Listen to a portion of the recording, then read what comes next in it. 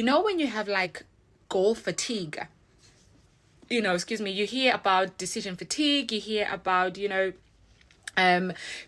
burnt out, and I've struggled from decision fatigue. I've struggled from burnout numerous times, but I have recently struggled from goal fatigue. I am one of those ladies who will create their vision board at the beginning of the year, and they will have a goals for the year, what they want to achieve. But this year I couldn't do that.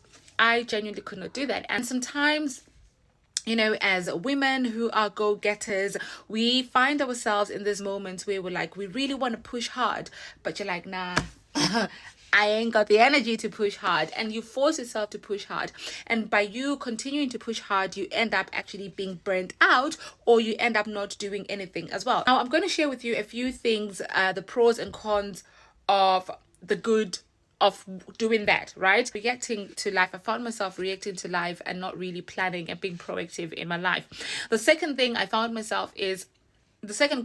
found myself is that because I was reacting a lot to life, my normal routines started falling by the wayside. The other thing that didn't go really well is that, talking of my routine, I found myself that because I was so busy doing everything else, my time alone and quiet time and spending time with God was just reducing more and more and more and more and more. I always would say, oh yeah, I'll do it later, or I'll do it later, or I'll do it in between lunch or whatever, right? And I found myself that all I was ending up doing is just going on the Bible app, reading a verse. I'm like, yeah, that's it, I've had time, God, love you, bye.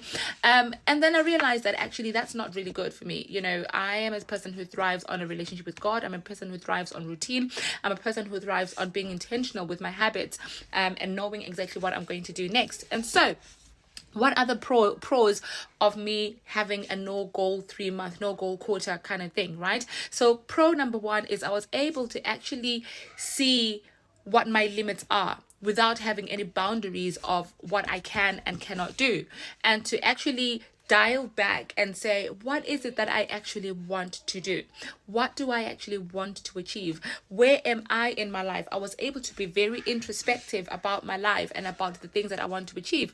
It's for me to actually recalibrate. And do you want to level up in this industry? How do you actually want to climb up the ladder to the highest level that you can, right? So that was really two pros that I got from that. And finally, the third pro that I got is it gave me clarity on how I set my goals and set my intentions for the year. I've always been a 90-day goal person. I've always been one of those where, if you've been to my vision board classes before, you would know that I set goals. I always say, let's set goals for the year, then we break it down and do a 90-day sprint, more like a 12-week year kind of sprint, if you've read the book 12-week year, or you do the 90-day sprint.